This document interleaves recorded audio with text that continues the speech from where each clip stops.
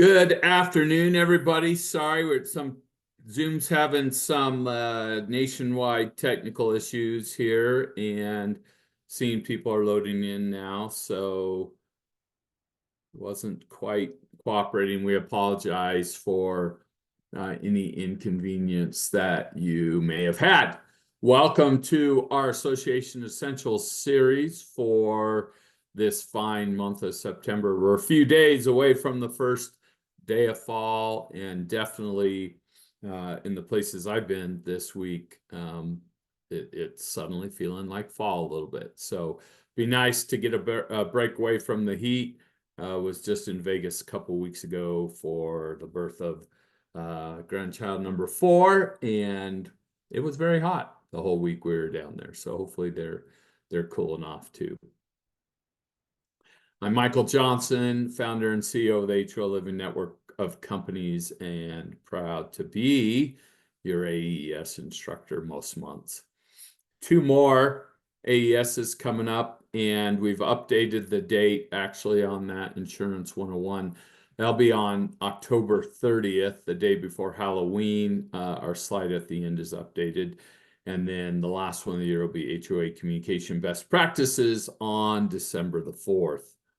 Welcome to all of our management companies and service providers, both through shared ownership and through connection. Ways to reach us, once again, through our social media, Community Scoop, our website, and our YouTube channel.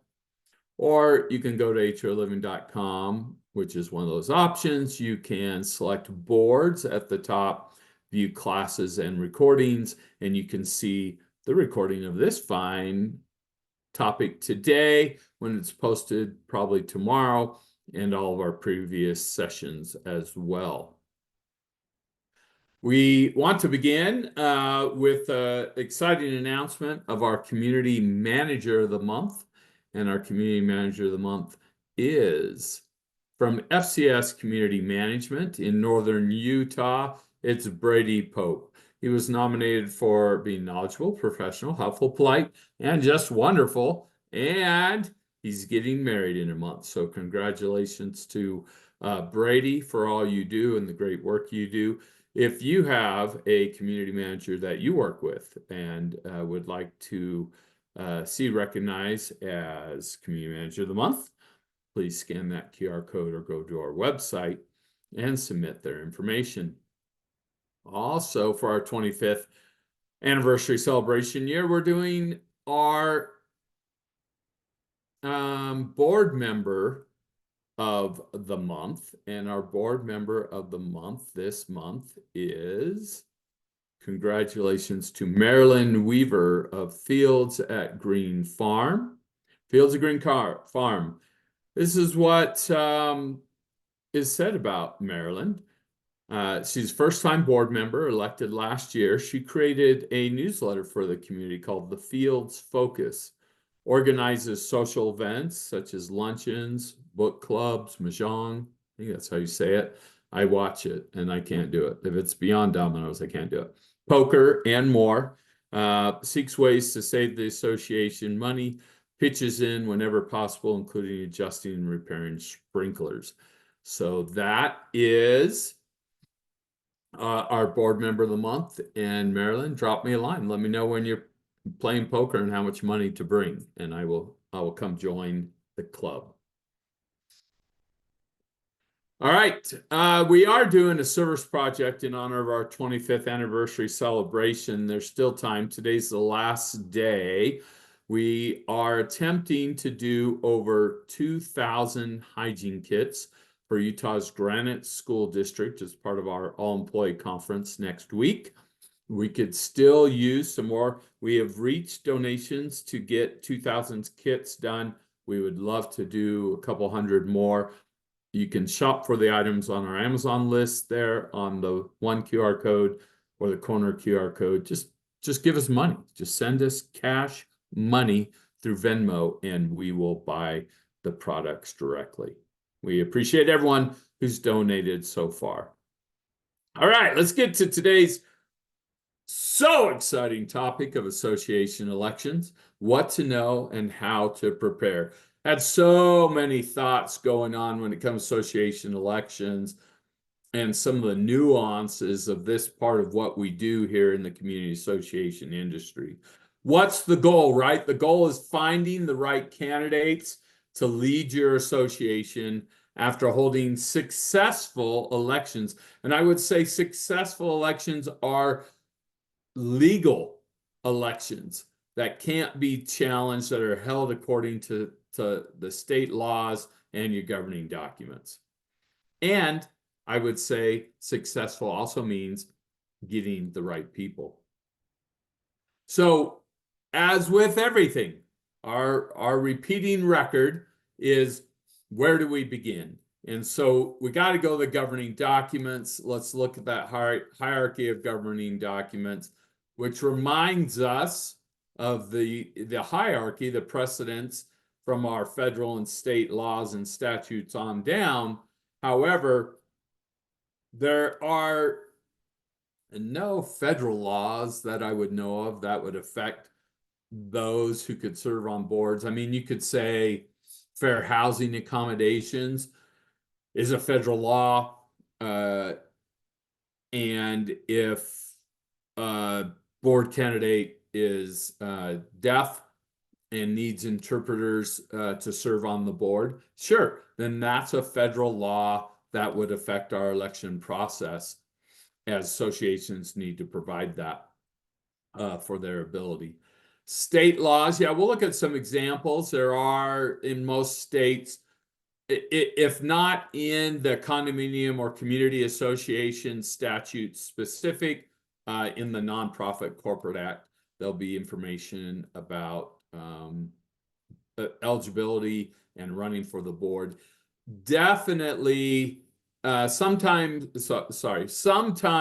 the CC&Rs, but definitely in the bylaws always, and even in the Articles of Incorporation, we got to make sure there's not any inconsistencies with what the CC&Rs and bylaws say.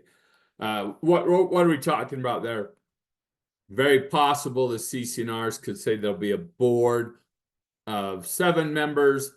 The Articles of Incorporation say it's a board of 5 members, and the bylaws say it can be anywhere between 5 to 9 board members.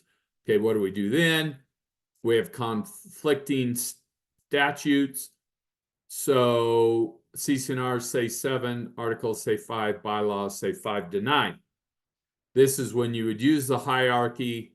If the CC&Rs say one number that's different than the articles and bylaws, CC&Rs would trump. That's the number that you would have to use until you amended that document. If CC&Rs say there'll be 5 to 7, articles and corporations say 5, and bylaws say 3 to 7, well, it's going to be 5 or 7, right? Because of the CC&Rs would trump that. If they're all gobbledygook and none of them really specify or put in concrete what that number is, then we're going to need to clarify that as a resolution. We're going to talk about several things we can do via resolutions. And a lot of communities do have rules, regulations through resolutions that deal with the election process.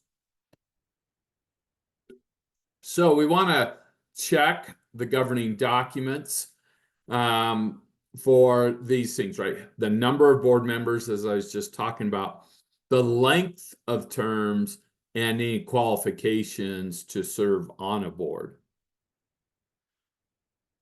Do board members have to be homeowners? There are plenty of documents out there that say board members do not have to be homeowners. State statute might, and now some states might have a statute that say all association board members have to be homeowners. Then, and your CC&Rs say they don't have to be homeowners. Once again, hierarchy, state statute wins, they would need to be homeowners. A handful of states do say it needs to be homeowners. Well, what happens if the homeowner is Michael Johnson Family Trust, is the on-title owner of the condominium unit? How does Michael Johnson Family Trust get elected to the board? Well, they can't, an entity can't, but your documents should have a provision that says an entity, a non-individual person who owns a unit, a family trust, a real estate trust, LLC that's been set up to own that unit, can provide one representative to represent that entity, and that person can then run for the board. And so what is that? Does someone just show up and say, I'm with the Michael Johnson Family Trust and I'm running for the board tonight? No, probably needs to be, it definitely needs to be a procedure that you've outlined in a resolution that says the representative shall have a letter from the trust declaring that they're the candidate. Common and not very often missing in the documents is language that says, well, what happens if there's a fight in the Michael Johnson Family Trust and 3 people show up to cast votes at the meeting or even to run for the board? Who gets what? How do we decide? And all 3 are members of the Michael Johnson Family Trust. Well, then what we're doing, most documents say, okay, if voting matters, each will get a 1/3 vote, because the 3 times 1/3 each would be 1.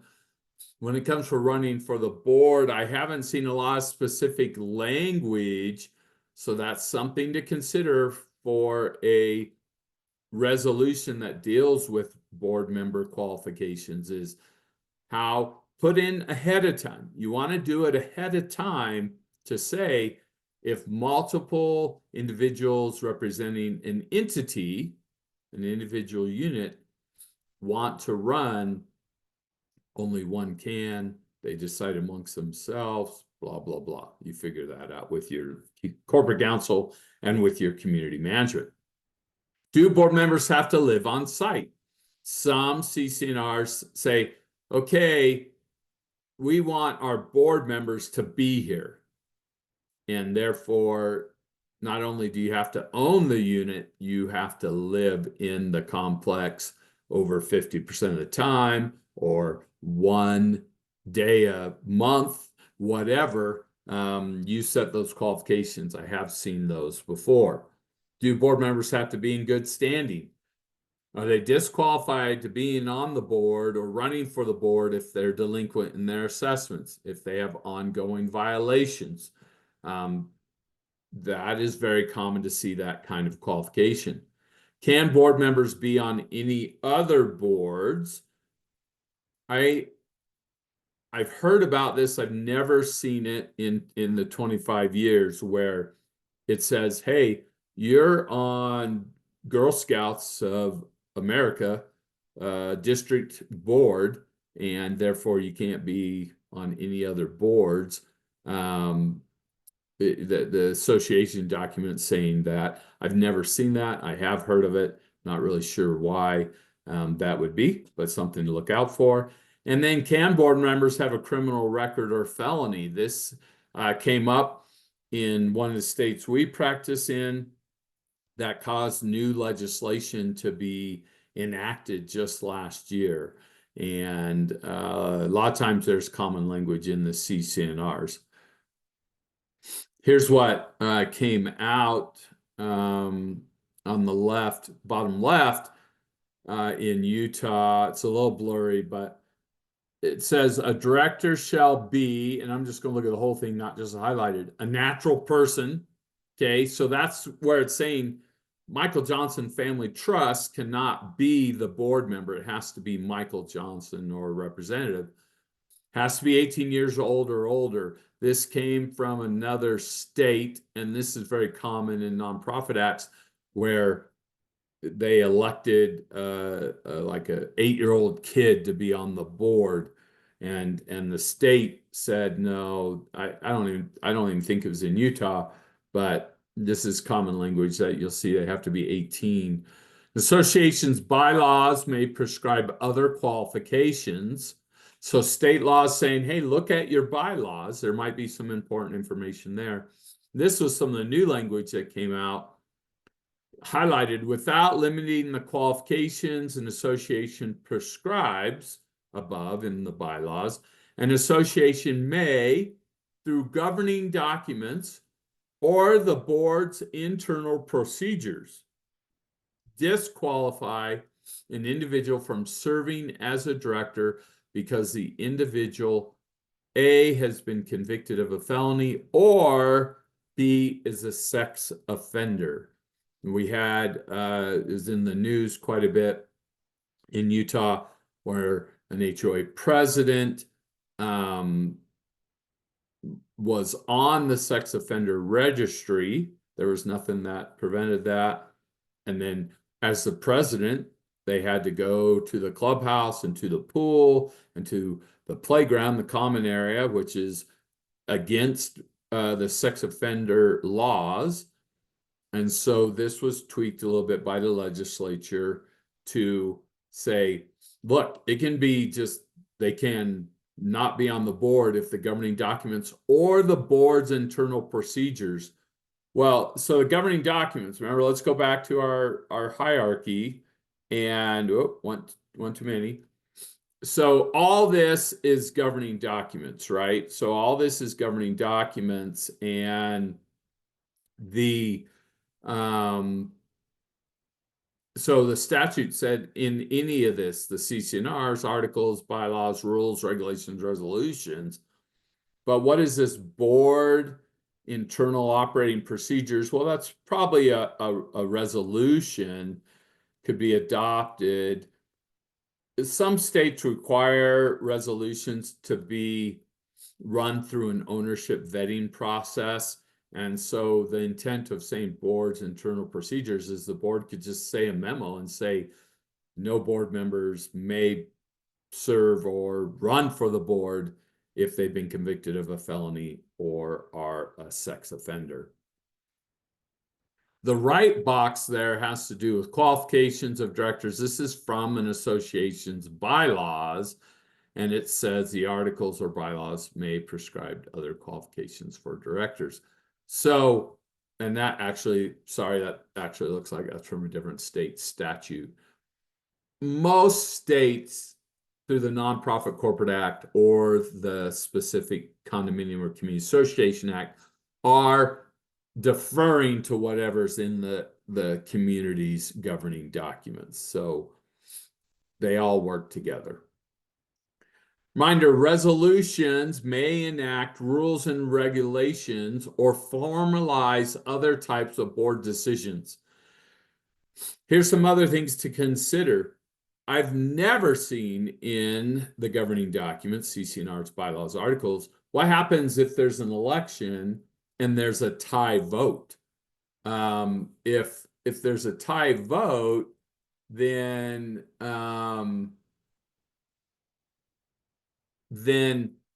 so say there's one opening and two people run and they both get 48 votes, 48 apiece.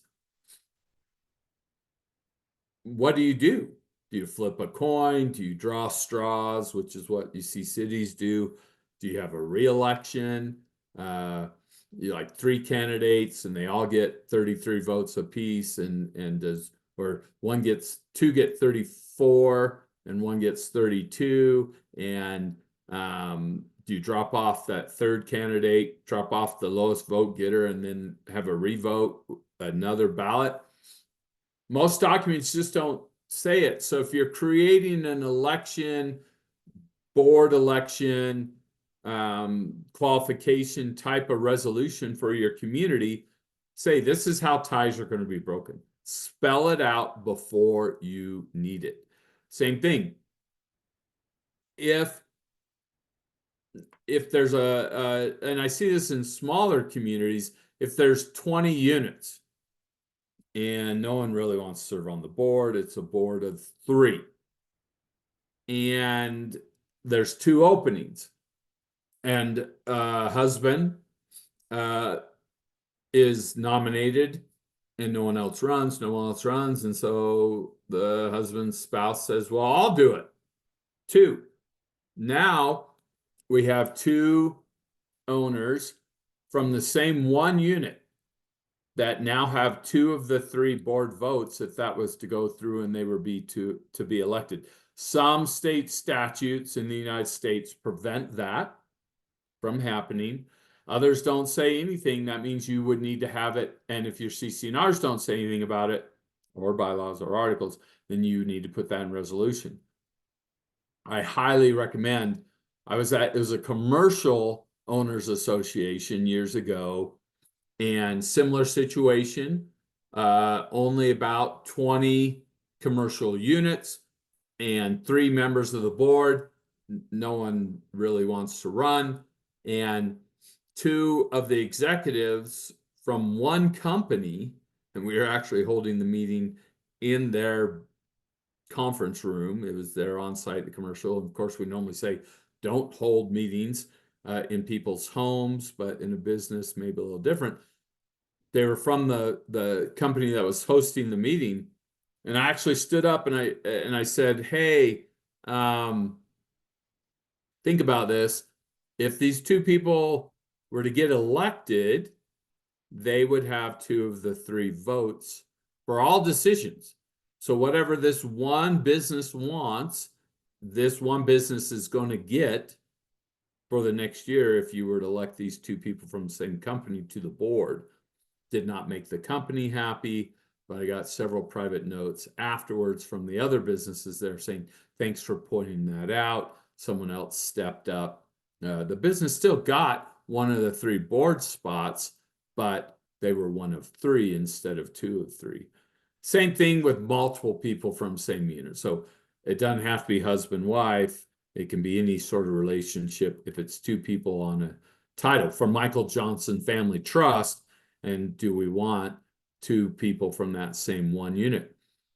Most documents do say if there's multiple units, if Michael Johnson Family Trust owns 5 units out of 200 in a complex, then they probably can run a representative of for each of the unit types they own. Most states and state case law has supported that because they own 5 out of 200. They own 2.5% of the community they can run, have multiple people. It's up for the other homeowners to then decide if that's a good thing or not. Resolutions are used to clarify and expound elements of the governing documents. So all these things that we're talking about that you may have never thought of, your documents don't address, you can put it all into one resolution, which is adopted by your board according to your community's documents and your state laws. And then that's how you're going to proceed moving forward.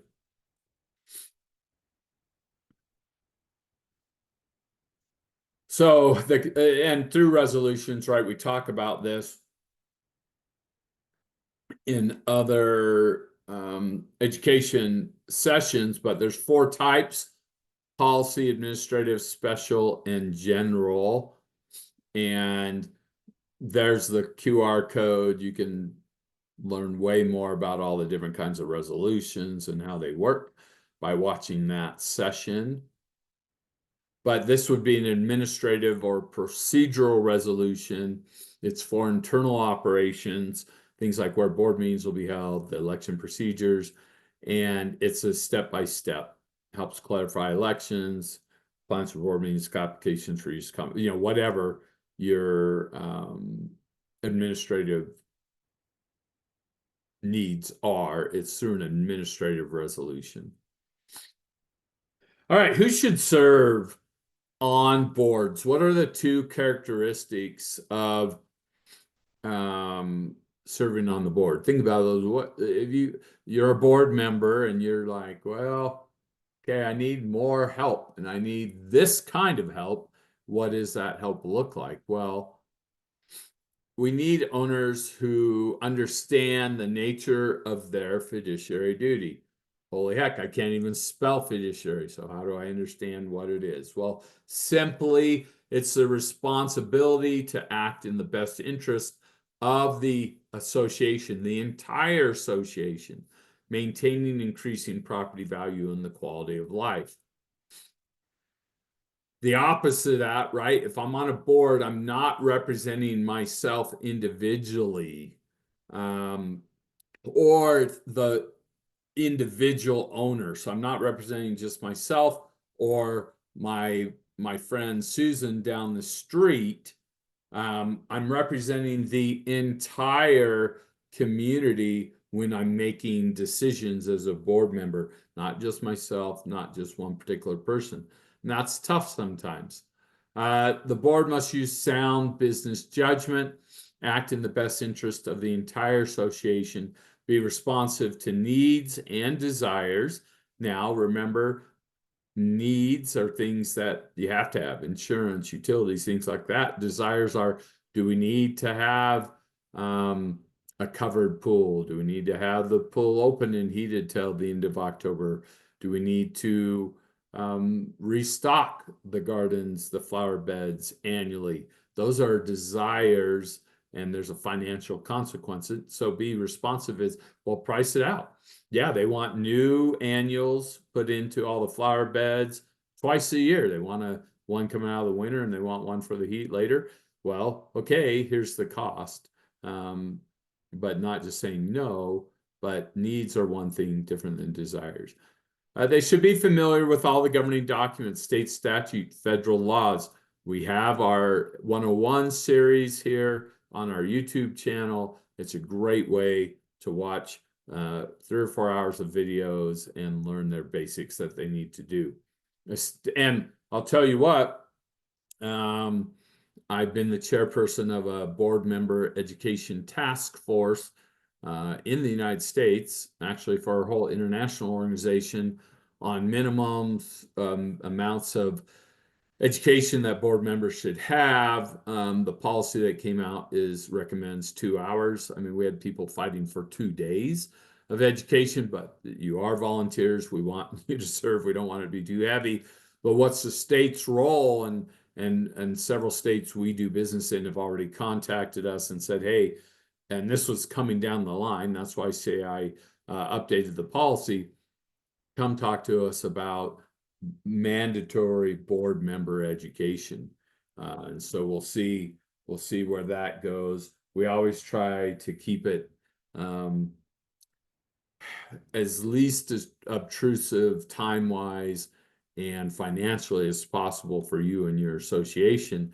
But there are some minimum things that board members should know. So look for that, look for those updates. Establish and enforce governing documents fairly and uniformly. Right? Don't just notice the 8 homes around where your home is. You need to look at the whole community when enforcing things. Set policies, standards, procedures, programs, and budgets, and implement decisions or delegate that implementation decisions to your community manager, committee, or independent contractor while not micromanaging. But before you can have obligations and education and training, board members must be elected. And how does that happen? These are volunteer positions. We're not paid to serve on boards of community associations. You can be reimbursed, right? You go out and you buy hot dogs and fixins for a barbecue for 500 people. Well, yeah, you can be reimbursed for that. And you can even take out the miles you drove on your taxes if you want, but your time is as a volunteer. So holding an election, well, where does that happen? That happens at annual meetings, right? In the context elections, when we say meeting, we're talking about an annual meeting. 99.9% of association documents call for the annual elections to be at the annual owners meeting. And obviously those are, need to be planned in ahead of time. You don't just, wake up today and say, hey, tomorrow we're having an annual meeting. There's state statute and governing documents that require you to give notice so much time in advance, and then you got to book locations, and you got to be organized. So that's the annual meeting most time that we're talking about. This is the meeting that all homeowners come to. All homeowners have to be invited to board meetings also, but they're not participants other than owner Q&A typically. But at the annual meeting, things run a little different. It really is. The annual meeting is one of the very few ways homeowners can participate in the government, directly participate in the governance of their association. It says government on the slide, same thing, right? But really, boards are given the authority and the power to do most of the work in their communities. Homeowners can elect the board, approve special assessments, loans, those kind of things. That's generally where their power is. And so it's important, if you're struggling to get attendance at your annual meetings, one, look at doing your meetings virtually. That increases attendance, of course. Or two, just emphasize we meet every month or every other month as a board, dear homeowners, but you really don't, if you want to be involved, it's this annual homeowner meeting. We really want you there. Come get the annual report about the state of the association, and elect the people that are going to represent you the best in the community. So how do we get those candidates? There's two ways to do candidates. One's a nominating committee where you're selecting the candidates ahead of a meeting.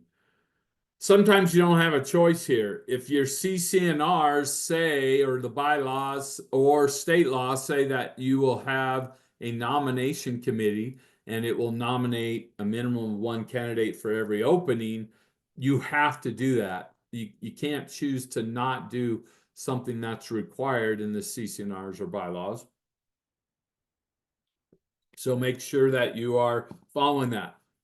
I am not a fan of nominating committees.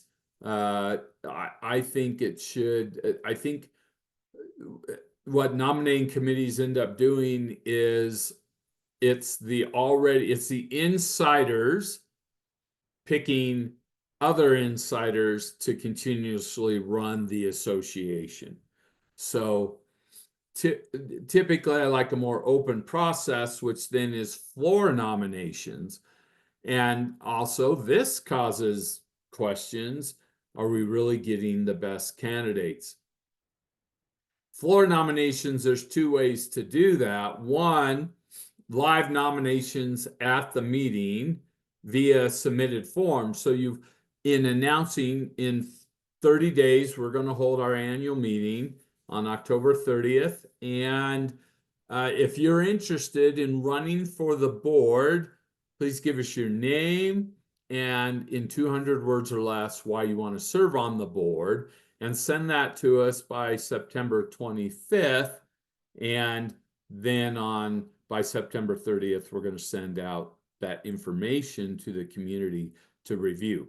Maybe you're even going to hold, we talk about this later, you're going to hold a town hall and you're going to have a meet the candidates type of night. They can talk through things, people can ask them questions. So you can do a submitted form, or what most do, and maybe not getting the best candidates, but it's definitely the easiest and the norm is you call for nominations. You have 3 openings on a 7-member board, and you say, okay, we're open for nominations here. You can nominate yourself, you can nominate your spouse, you can nominate someone who's not here, right? Whatever the qualifications are. And then you're just writing the names up on a list on the board or whiteboard or a poster board. And then you might say, okay, can everyone come up in the room and give us 1 minute about themselves so that people can know, who to cast a vote for. Well, what can you really learn in a fast minute? I always tell people, my little joke is, speak for a minute. The longer you speak, the less votes you're going to get. It's true, but unfortunate. And so might not be the best method, but those are really the two ways to get live nominations, and the two ways to do nominations are nominating committees and from the floor at the meeting. How do we hold the elections then? Two ways: the old way, analog, as we're calling it, paper ballots, or raising of the hands, unanimous consent. We'll talk about that in a minute. But virtually, online, share a link to the host site. Lots of great electronic voting methods these days. Going back to the old-fashioned way, floor of the meeting can include floor nominations, paper ballots or show of hands, live counting during the meeting, announcing the results at the end of the meeting or after a period of time if you've held a virtual, because you can, if your documents allow it, and this is the process you've set up, you can say for our October 30th annual meeting, you have to have your names to us by August 31st. We're going to send out the information during the month of September. We're going to send it out. We're going to have a meet the candidates night, send out your bio to everyone with a ballot or with a link. And during the month of October, we're going to have virtual voting. That's the other way to vote. And or even going back to this analog paper method, during the month of October, you can submit your votes. It can be any time, but it has to be submitted no later than the annual meeting. So what's the problem there is they have to be, ballots need to be prepared ahead of time. So 8 people have submitted their name by August 31st. They're on a ballot that was sent to everyone, but most state statutes do require nominations from the floor of the annual meeting. Therefore, 2 more candidates want to run, and are nominated at the October 30th meeting to go with the other 8 that already went out. Well, do you have to redo the ballot? Do you keep the balloting open for a while? What do you do about the people who've already cast their ballots? And then you need to figure out counting votes. Someone who's on the board, and more than one person, someone who's on the board whose term's not expiring, or an owner is not running for a board seat. Once again, more prep work, more time. And so virtual allows you to open it up. Even virtual doesn't mean a period of time before or after the meeting for voting. It can be during the meeting. You can say, okay, go on your phone, scan this QR code, and vote now. If that's what your procedure is, you can do that, and it's all electronically and secure. You can even have a write-in option for that scenario. Everyone gets a unique individual link, so you can track who got the opportunity to vote, who did vote, while keeping those votes anonymous. So virtual elections requires good population of homeowners with email addresses. Obviously, you got to know where to send them, unless you're doing the QR only example, and then to get those out to everybody. Couple of virtual election softwares that we use with our clients. One's called Election Buddy, one's called Election Runner. There's some of their splash screens on the right there. An example, and it's not just for board. You can use these services not just for board member elections, but for when you have a special assessment vote, when you're amending the governing documents. And you can see here some of the great reporting. This was for a special assessment in a community in 2022. They had from June 3rd to July 6th to vote. And it shows us 282 ballots were submitted out of 342 eligible votes. 82% responded. One was, it tells you that the email was undeliverable, so you can click on that and fix that. And then there's your voting percentages. And if it's special assessment, probably needs 2/3 vote. This one passes with 78.7% of the vote. So that's a great vote. Sorry, there, scroll a little too far. And then candidates for the board of directors, it'll give you a thank you, multiple choice. It does a fraud analysis. So if someone were to, election rigging is all the talk for our municipal campaigns and federal office campaigns, really the electronic systems have fraud protection in them. And you can see the number of votes by candidate at the end. So counting votes, once again, when we're counting votes, is there an election committee? Put this in your resolution. Who's going to count the votes? You should allow the candidates to watch if they want.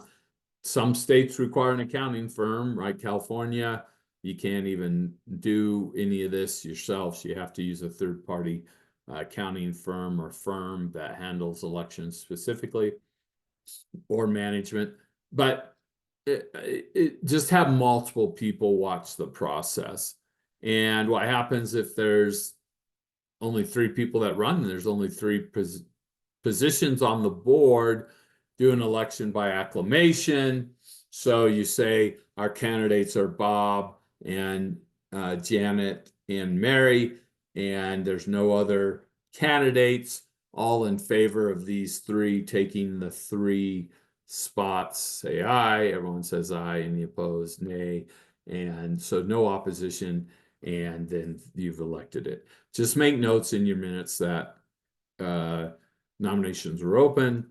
These were the 3 candidates. No other people were interested, and we have closed the nomination.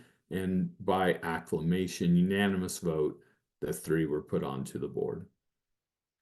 So sometimes it's hard because it's complicated. There's a lot of par value. If you're in a condominium community of 200 units and everyone has a different value based on the square footage of their unit, then you aren't going to be able to do it at the end of the meeting. Maybe if you use an electronic option, you would be able to, or after a certain period of time. But put in your resolution and in your policies, this is when we announce results. Sometimes people want to wait 2 hours after the meeting's over and get the results. All right, at our first meeting after the election, we have to vote on our officers. Most of the time, the officers, 99.2%, I would say, the officers come from the members of the board. You're going to elect a president, vice president, secretary, treasurer, according to your state statutes and your governing documents. Remember, the president represents the board with the membership, sets agenda, presides over meetings, but it's the same authority. If it's 5 people on the board, president nowhere has veto authority. President cannot overrule the other 4 people or other 2 people or other 6 people. They have no more power in making decisions than the rest of the board. The vice president steps in to run things in the absence of the president. Secretary has it, as we talk about in other sessions, has a heavy job. They're the official record keeper of the association. Treasurer's the CFO, right? And the financial reports. So how do we inspire people to run? Man, it's tough. I've seen in the last 15 years just an incredible decrease in people wanting to serve on boards. One, right, people are mean. And if you serve your target, doesn't matter if you're president, governor, school board, PTA, or your HOA, people have a lot to say who aren't willing to run themselves, and people can be mean. And that's unfortunate. And that's one reason why, as a company, we're trying to celebrate through our board member of the month all the great things that our board members are doing. But past and current board members are a great place to find our future board members. Lead by example, drive interest, actively soliciting volunteers. As a board member, you're going to get people come to your meetings. They're going to complain because they just don't understand something. Maybe reach out to them after the meeting, in between meetings, sit down with them, break bread, have a coffee, glass of wine, whatever you do, and talk. And maybe this is someone who, with some education, would be a good board member. Announce well in advance upcoming board seats and election details. Encourage involvement via multiple ways. Print and digital newsletters to share information, e-blast, and community petitions, talk. And I'm a big fan of the town halls. I wrote that on there 3 times. Just having opportunities, not formal board meetings, opportunities where people can come and just talk about the community and what's our vision, what's our goal, what do we want to be known at in our local city? Are we the association that has a lot of great activities for children? Are we involved outside of our association in our city? All those things drive up interest. Realtors hear about this and will sell your community for a higher value. So you want people that protect property value, of course, will fulfill their fiduciary duties. Fair use of the governing documents. That's uniform, balanced, not just the homes around them, the whole community, not just coming after one person, doing what's best. Fair use of the governing documents and building that sense of community, right? Building better communities. That's our mission. That's your mission too. And that's what we want. We want great communities out there. We want people to be neighborly, to get along, especially if we're in multifamily and we all live on top of each other or attached to each other. But even in our big, last week I had the privilege of going out with 4 of our other HOA Living employees from around the country to Gaithersburg, Maryland, and we saw 4 different communities. Each of these communities had 5, 6, 7,000 homes and incredible resources. Even them, right, were driving a sense of community. So little, big, high rise, attached, unattached, commercial, whatever, we're driving a sense of community. There we go. That's our session today, and grateful for you. If we have any questions in the chat, the moderators will let me know real quick. And as always, we don't charge for these sessions. We're appreciative of you joining us, whether you're a client or a partner or just someone who likes to learn more. We'd appreciate a small token of your appreciation with a 5-star Google review. So, and you can put, hey, at Michael Johnson Family Trust, let them have all the board positions. All right, do we got any questions, team? It does not look like we have any questions, Michael. Okay, well, it's because elections, whew, such a riveting topic, but an important topic nonetheless. Hey, Insurance 101, the end of October. It's one of our most well-attended legislative updates in insurance times. It's been my pleasure being with you today. Enjoy the fall, enjoy the leaves, spend some time to see the good things that God's created for us, and we appreciate your time. Thanks for joining us today.